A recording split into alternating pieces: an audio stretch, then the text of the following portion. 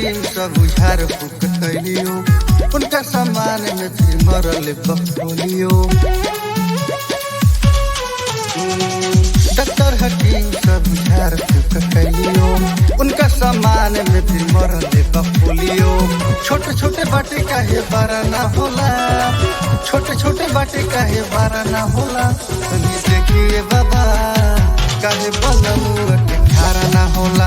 तनी देखिए बाबा काहे बलमुआ के खारा ना होला।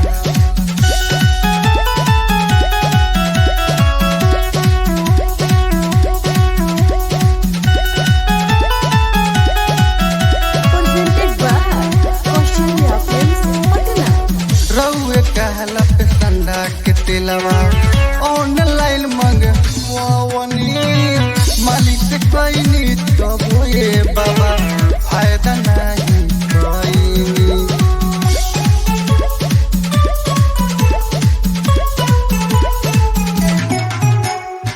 रउए कहला पे संडा के तेलवा ऑनलाइन मंगवावनी, मालिक से कहनी तब ये बाबा फायदा नहीं कहनी। सुखल डाली का बुहारा ना होला, सुखल डाली का बुहारा ना होला।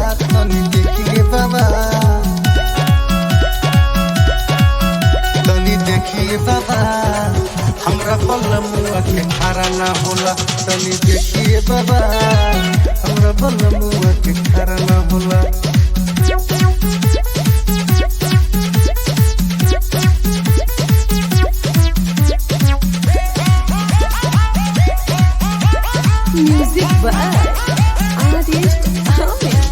जब से लैले बकमना करा के सुत जला कर पट के, तनिको ना उ दुख बुझेला हमरा दिल हट के।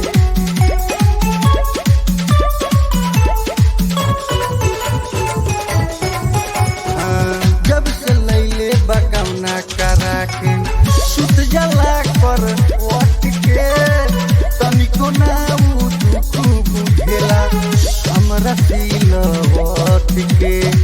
रफी के अमी से दोबारा ना होला, आनंद लड्डू से दोबारा ना होला।